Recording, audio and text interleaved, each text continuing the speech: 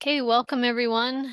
We are here for the special ESS Coordinating Committee meeting today. And Phil, are there introductions that need to be made? You bet. I'm ready to go. So welcome everybody.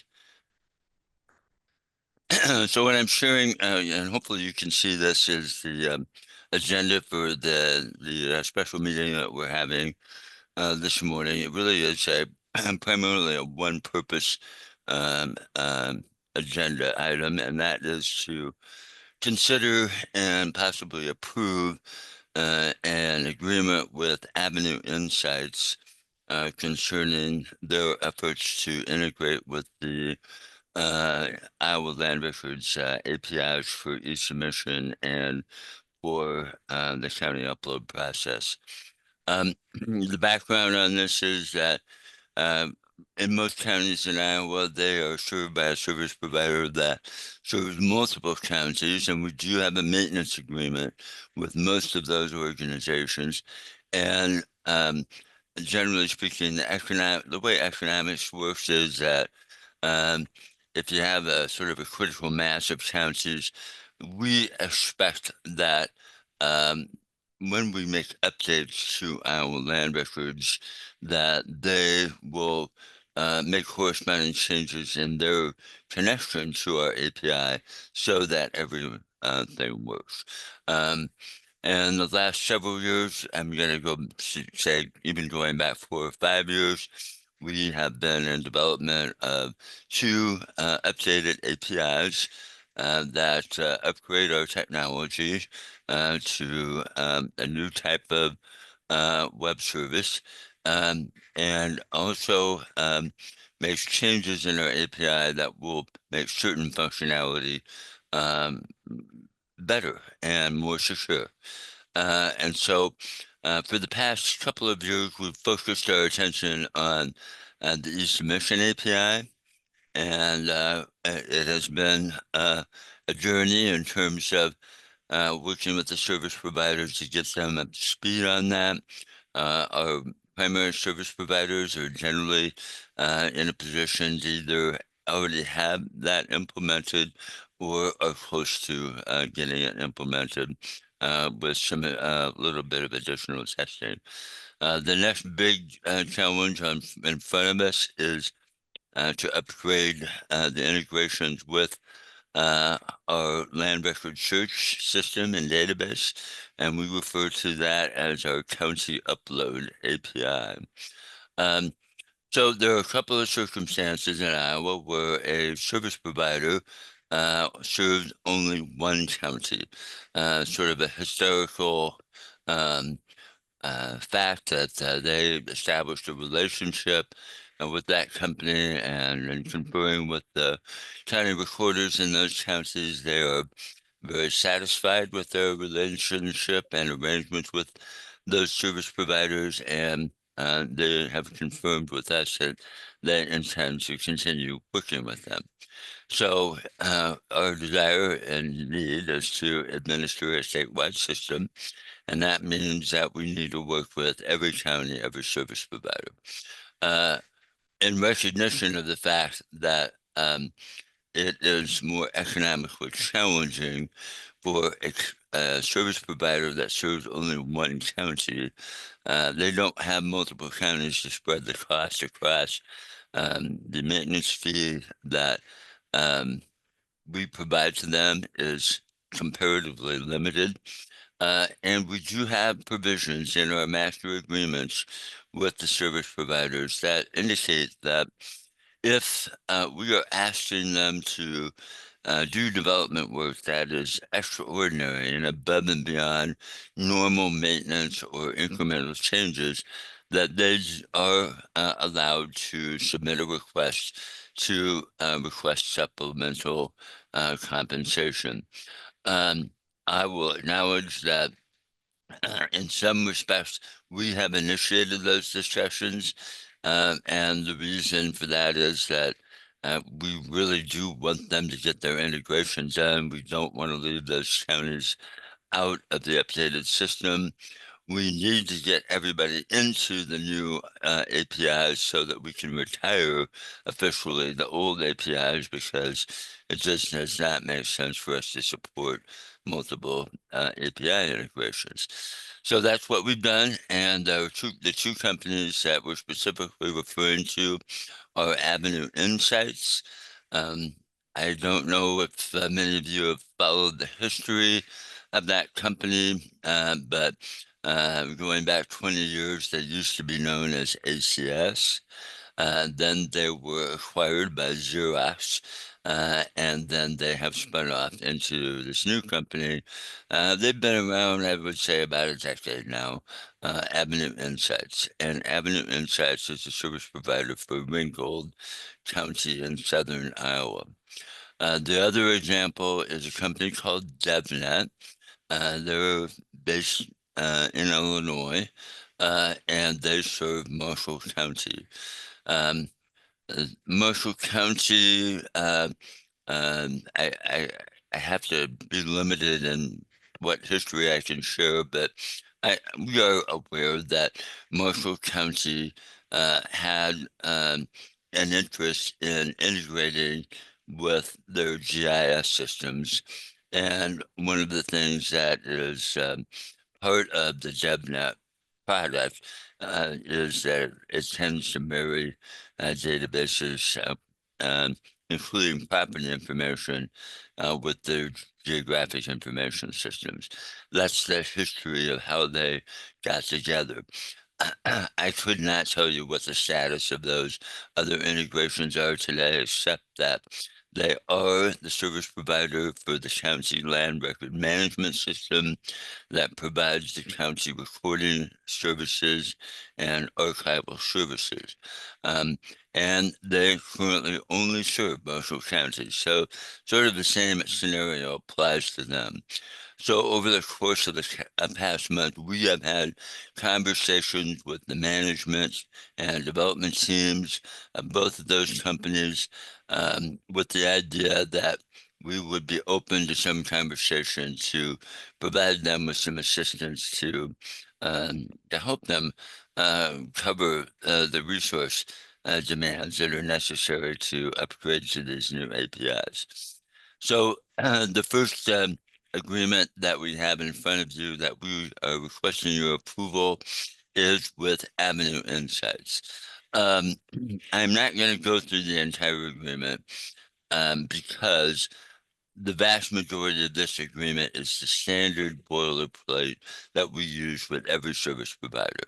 So if you think about the agreements that we have with Tyler, the agreement that we have with Solutions, the agreement we have with COT Systems, they are essentially the same definitions, the same terms, the same business requirements, and in particular, if you were to look at the scope of work and our technical specifications, they are the same.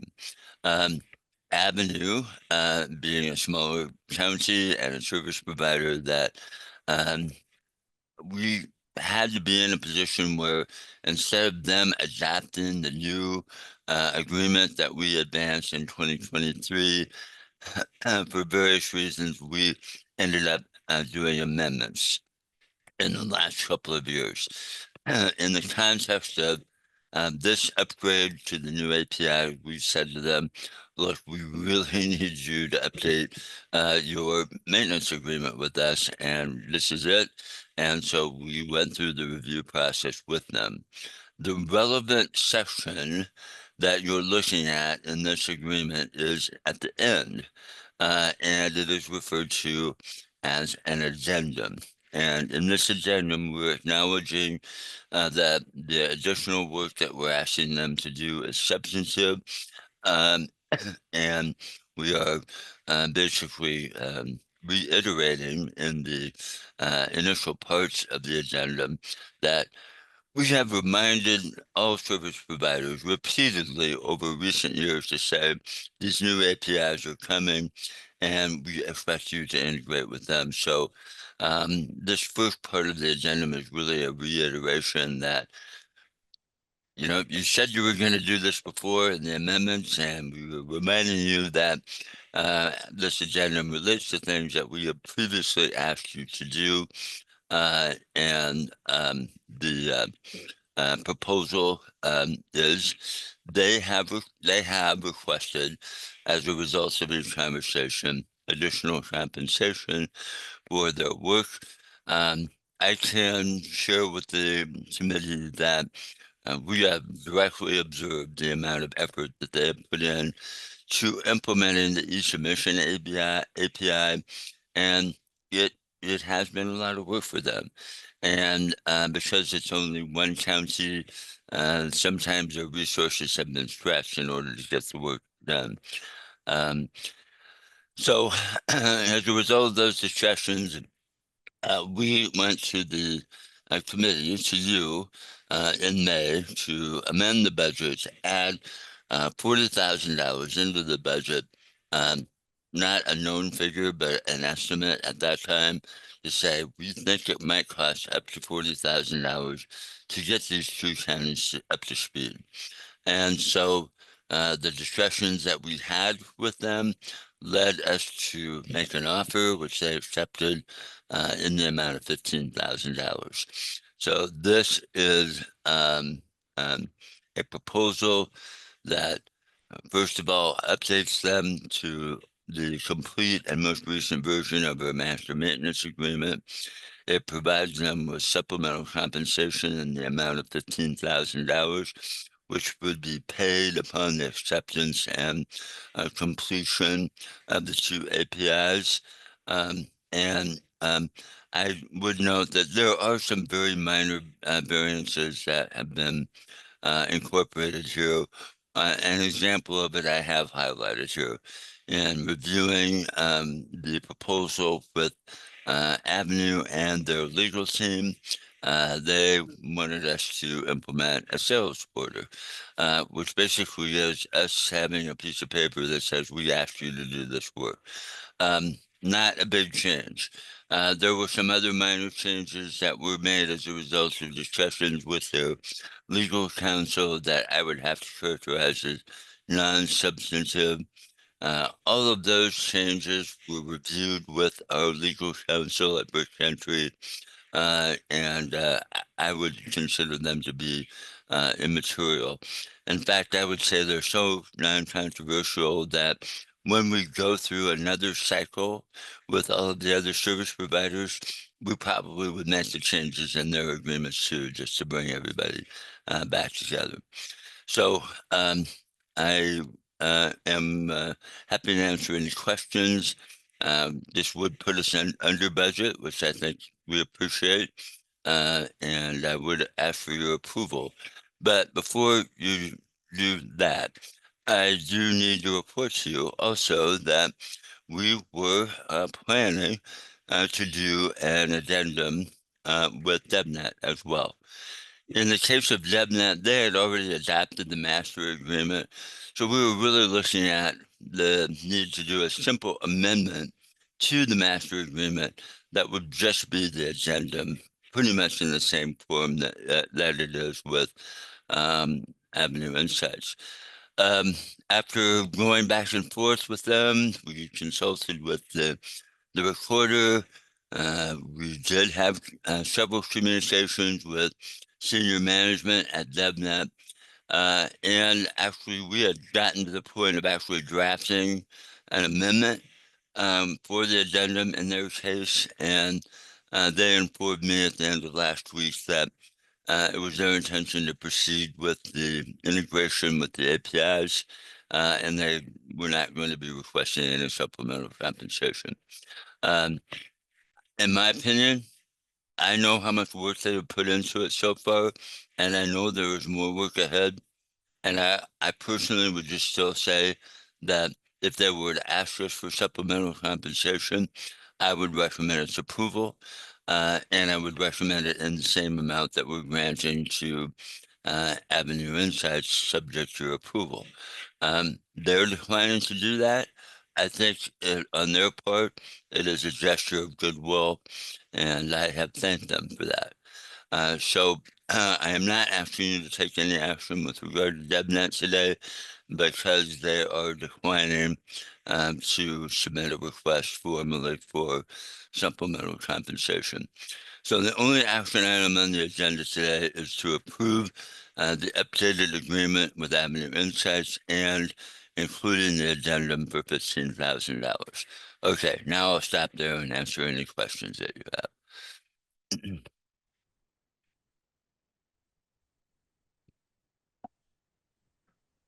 Are I have there a any questions? oh, Okay, great. I'm Stacy, go sorry. ahead. I have a question really quick.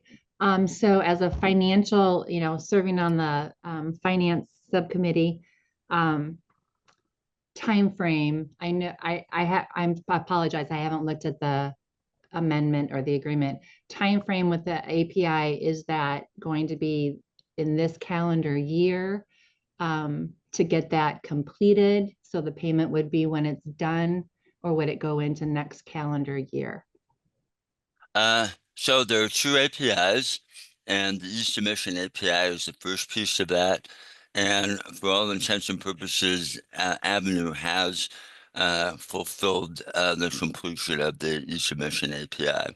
Kind of knowing that this conversation was coming, but they have done that. Then the part two is the county upload API. And in our published agreements with every service provider, generally speaking, the deadline for completing the county upload API is March 31st, 2026. And we have communicated to the service providers our intent that we really mean it. We're kind of putting a full court press on to say we expect everybody to get this done so that we can retire the older APIs. And so this master agreement does acknowledge that they are accepting the expectation that we that they will do the complete the county upload API by that deadline. And in my mind, if they were to request, say, a progress payment, I would probably grant them a progress payment for completing the submission API, but any balance would be due and not payable until after they're done, and that would be early next year if they stay on schedule. Thank you, Phil. Are there any other questions? Yes, this is Natalie. My question is, so in here, is this just a one-time compensation? Does it state that?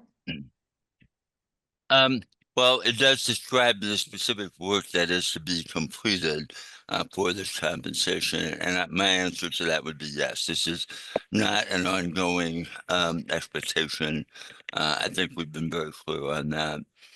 So I do think this is extraordinary in their case.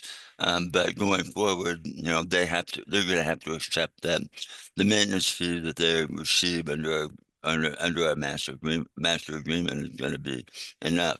Our hope is that the implementation of these new APIs is really going to make things better for everybody, including the local service providers, and even would result in fewer support calls. So I do think that this is fair, and I don't have any hesitation about um, saying to them, okay, now that we've done that, you're kind of in the regular mix. And if you want to have more financial support, then you're going to have to convince some other counties to use your services. But and I've been very clear with them on that. I've asked them directly, is it your intention to continue to service Iowa? Are you going to continue to support the recorder in Ringgold County?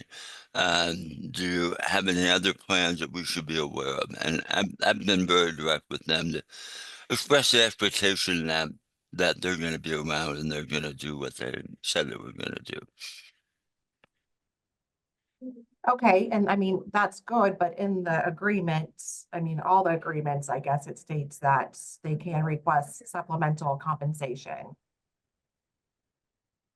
Is that still like If something big came along, uh, you know, um, that really was burdensome, then any service provider could ask for supplemental compensation, and we have done that in prior years for certain things.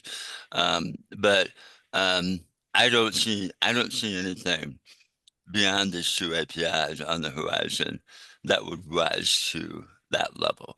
And it's up to us. I mean, it's not automatic.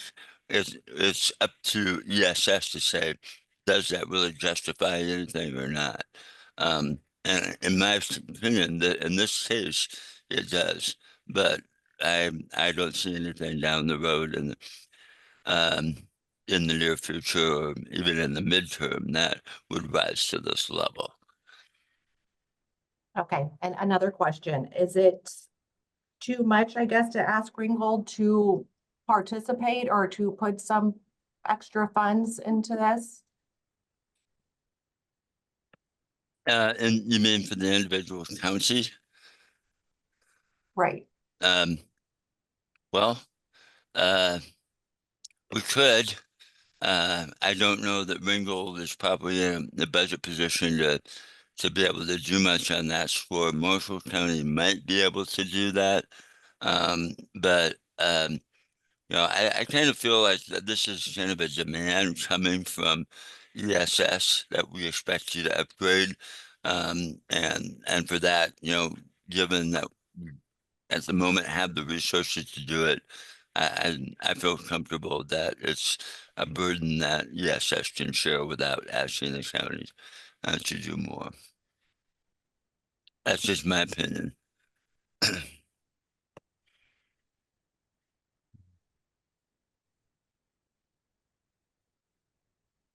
Okay, there is a question in the chat that Samantha said she's going to address, so we will let her handle that question.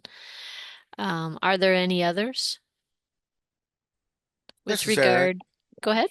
This is Eric.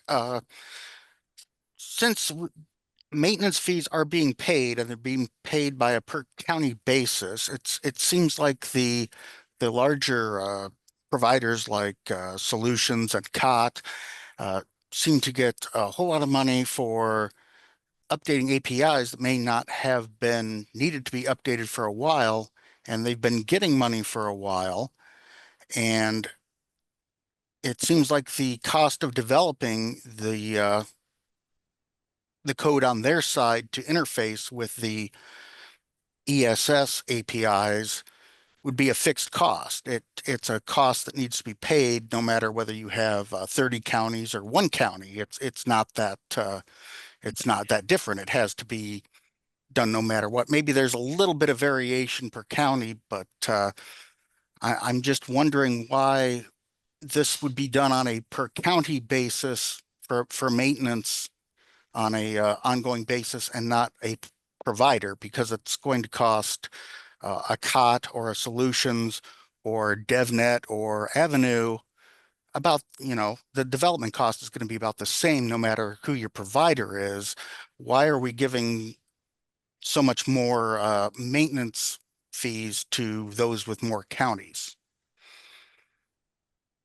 Well, that's a big question, which takes you, really back to the beginning of the project.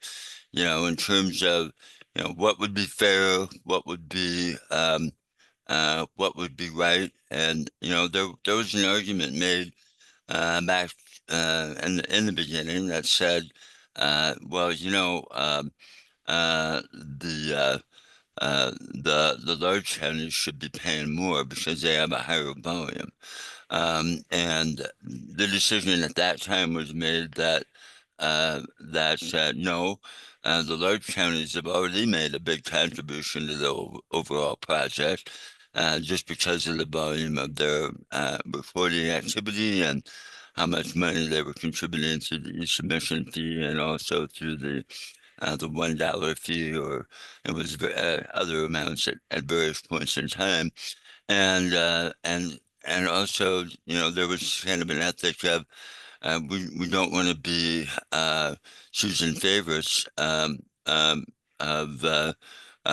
particular counties because of their size, or to treat one vendor differently than the other.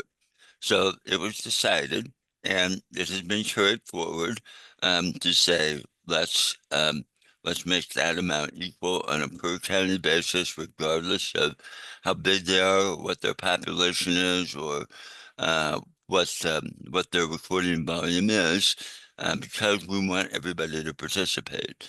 And so, you might say, well, the 2,000, $3,000 that Polk County contributes to that, well, gee, it should be a lot more than that, but they already do contribute more in the income stream. So that kind of sense of equality, not choosing favorites between service providers, all of those things entered into play.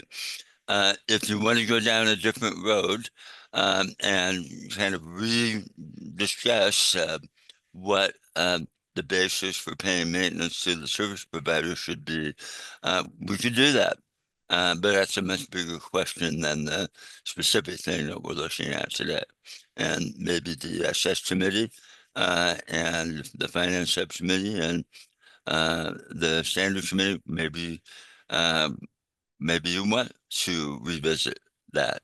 Um, I I think one of the things I remember is that uh, at the beginning, 20 years ago, and I would say it's still true today, is that the recorders did not want us uh, doing things that seemed like we would be picking winners and losers among the service providers.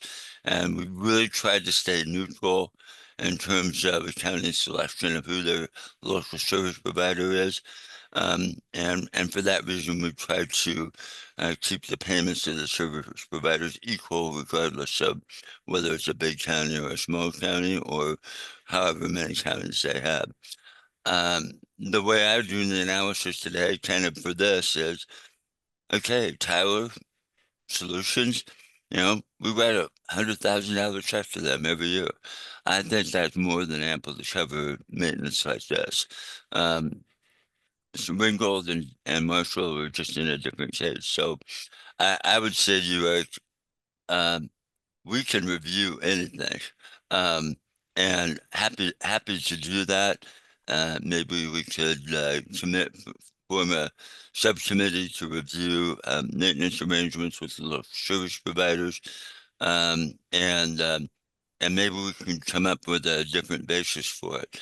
Um, one anecdote I would share with you, and I'm probably getting way too deep into the weeds here, is, but we've had conversations at various points in times about asking the service providers to provide us with more detailed information about how many hours of support, what tickets do they support during the course of the year. And that has not been a welcome conversation with them. If the recorders are prepared to say, yeah, we want to have that conversation, then we can certainly do that. We just haven't said it today. So I would ask you to separate that bigger idea from the need to resolve this particular question today. And and maybe the committee would like to take on that bigger set of issues at a future time.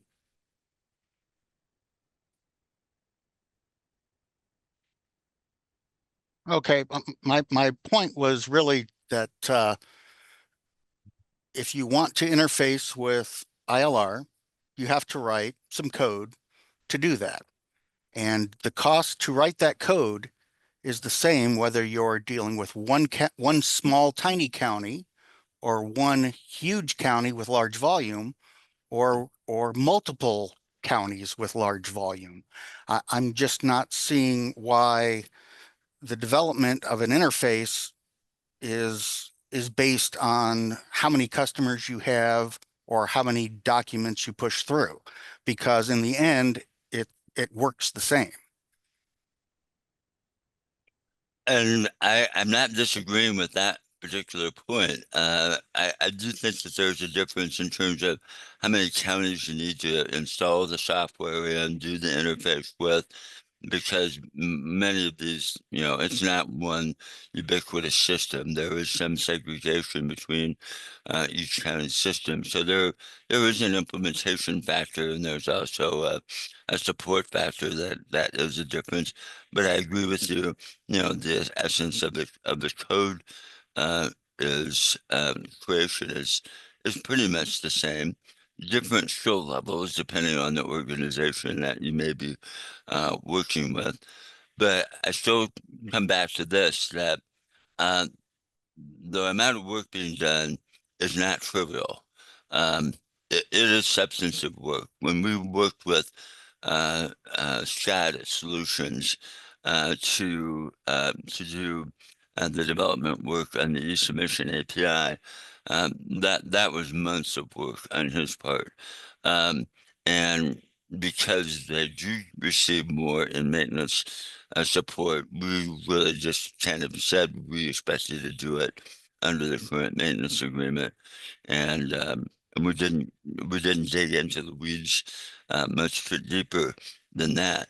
And solutions would just be an example. They're not alone, where they really haven't started to do any serious work on the county upload API yet. But we know that it is going to be complex enough that they will have to put some serious work into it. So I feel like we are compensating them appropriately for their work, and I could maybe even make an argument that even this $15,000 is not really going to cover the cost to ACS. Um, I'm sorry for Avenue Insights, um, given the amount of work that we observed.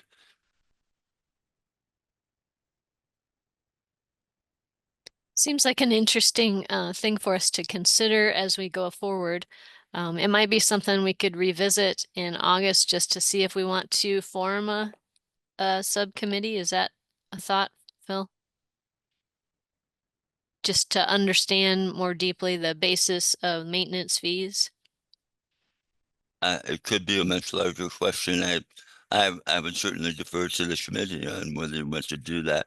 It's not an action item on the agenda today, but I Okay. think you can take it in advisement and then put it on a future agenda, which we can do. Thanks for the conversation and suggestion, Eric, and I have made note of it, and so I'll try to just bring it up as topic of conversation in the future. And I think it would help everybody maybe just to better understand what all of that means. It doesn't necessarily mean we have to make a change, but to better or more deeply understand how it came to be. It's kind of like we started by learning about how Iowa land records came to be. Now we're getting more into the weeds, as Phil says, and we're talking about the nitty-gritty details. So if we move back to the contract on the table for approval, are there questions specific to that? And if not, if there's a motion that someone would like to make. This is Natalie. I do have another question. Phil, you Okay. had said that solutions is not where they need to be yet to update their API. Will there be updates to the API in the future, you mean? Well, sorry, did I misunderstand? I thought you said they are not close to having theirs updated. Did I misunderstand? Um, The upload API, I think is what you mentioned. uh, well, almost nobody has finished implementing the county upload API. So So we don't know though then if any others would be requesting any of this supplemental. given the makeup of the demographics of the service providers, no, I don't anticipate any because um, uh, our communications with the primary service provider solutions and Tyler and Cot in particular, we've been through we went through and did amendments to the agreements that updated the deadlines for what they were to have. I know the numbers in terms of the revenue that they received, and none of them brought up that point of needing any supplemental compensation, and those contracts have been finalized. So I don't anticipate that.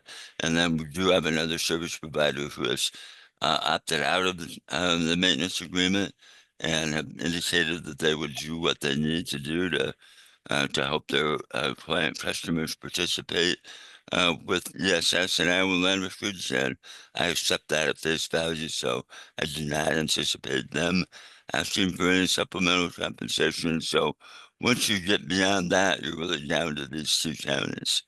Um, so no, I do not expect it from anybody else.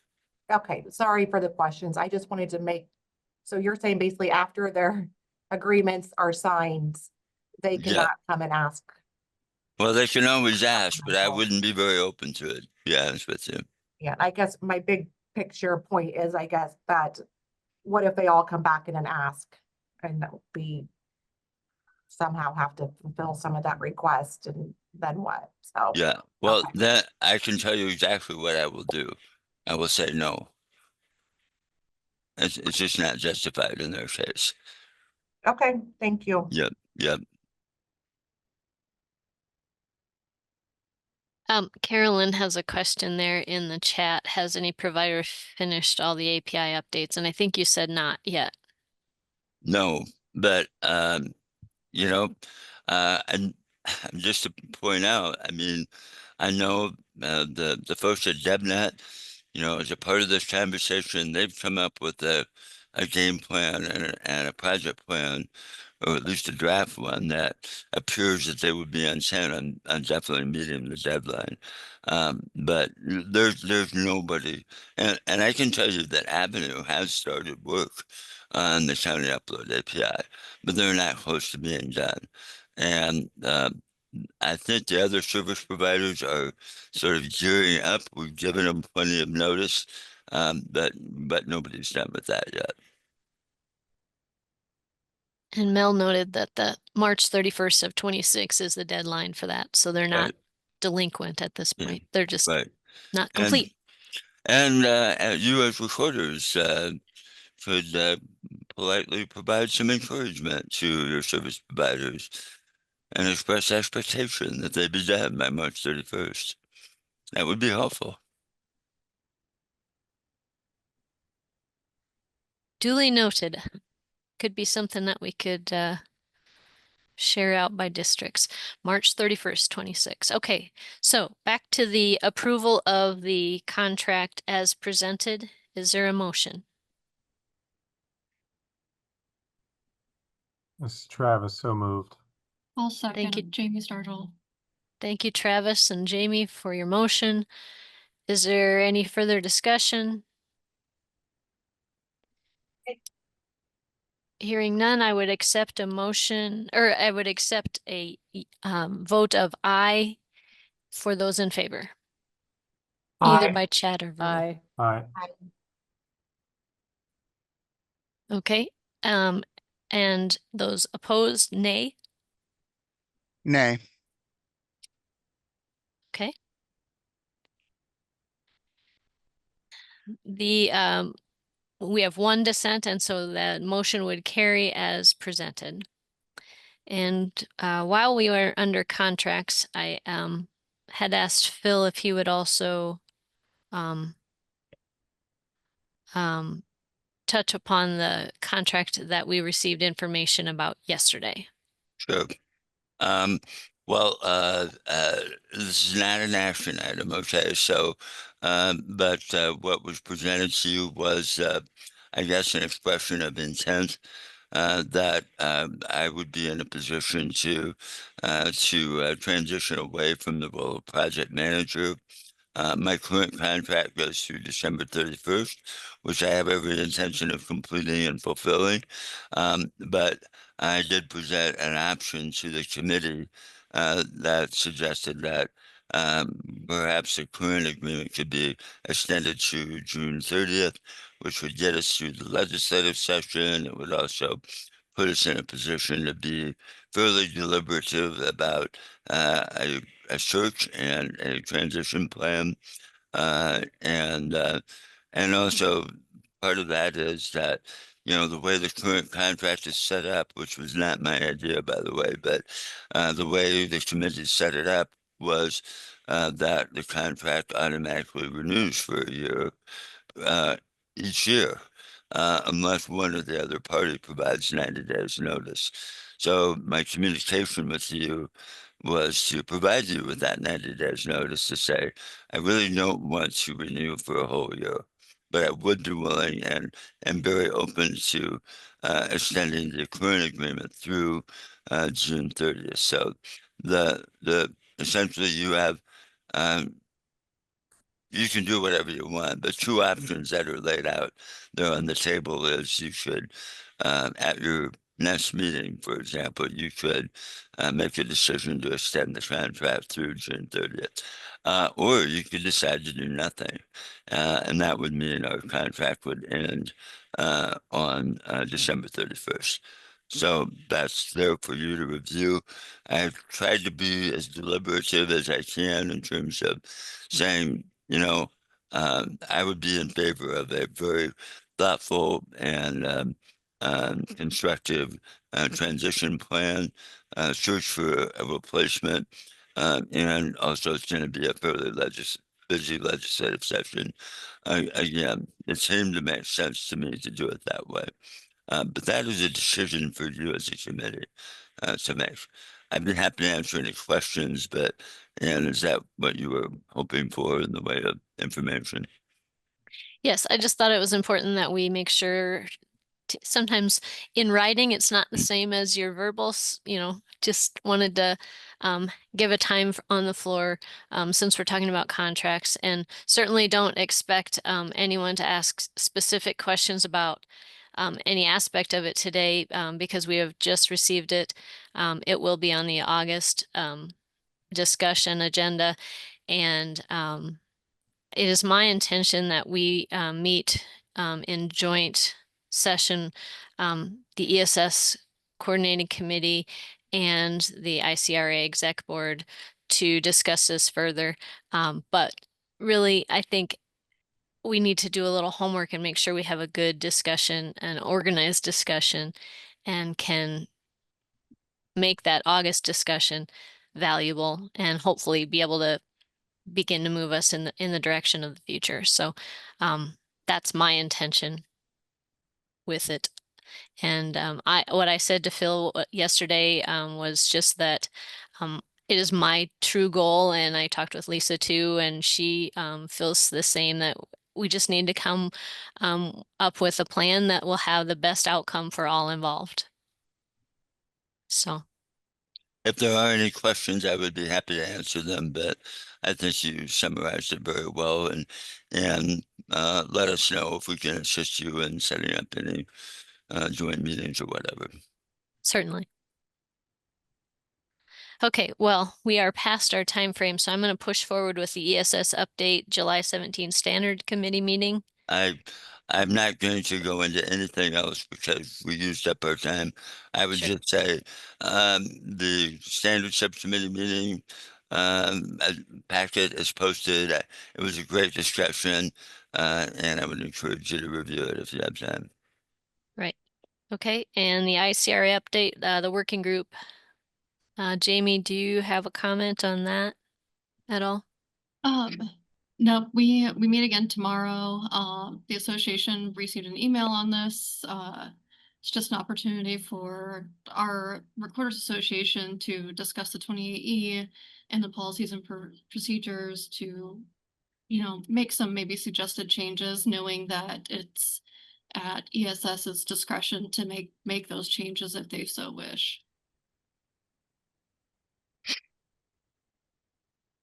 And that's a great group. We're thankful to have members from each of the districts involved and studying and reviewing. And I think it'll probably bring some really good conversation and maybe help all of us to be a little more aware of the very details that lead our ESS. So thanks for leading that, Jamie. Appreciate it. Can I ask a question, I guess, on that working group?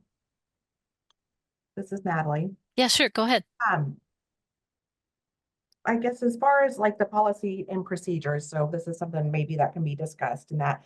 So as far as Lynn County, um, like doing their online renewal, and that is only, right now, they're the only county, right, that is set up to do this as far as through Iowa Land Records. That's correct, Correct. Natalie. This is Lisa. Okay. I just didn't know at some point, since it's only one county, is that something that's, it states in the policy that we charge for, or it has to be set up for all counties to use? Well, I can partially answer that. And that is that in the agreement that we set up with Lynn counties to provide the payment service to their registration renewal system, a part of that is that they have agreed to share their code with us so that it should be used as the basis for creating another multi-county type of registration renewal system. Um, we have talked with them about maybe getting together and doing a code review sometime this fall. Um, and honestly, there haven't been any specific design decisions made yet. We felt like we needed to do that code review, but I think at least my thinking on it is that it wouldn't be a mandatory thing. You'd set up the structure, and then individual counties could choose to participate in it, similar to way counties choose to participate or not in our point of sale payment system. Okay. So I do think something like this is very achievable. It's it's not like a full-fledged initial registration system. It's a renewal system. And there are certain business procedures that Lynn County follows to do that based on their current customer base. And other counties should do the same thing.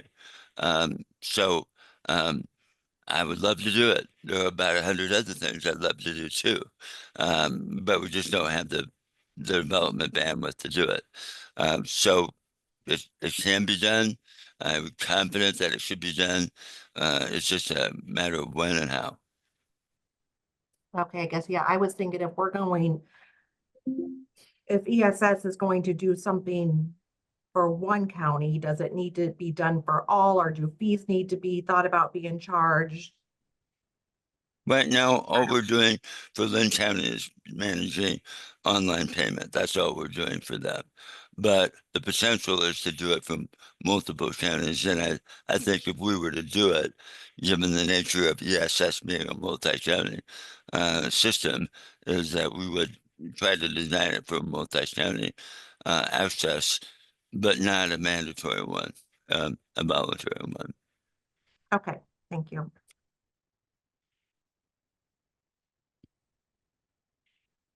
Thank you, Natalie. Any other questions for the good of the whole? Thank you, everybody. Thank you. Enjoy We'll the rest of adjourn. your week. Take care. Thank you all.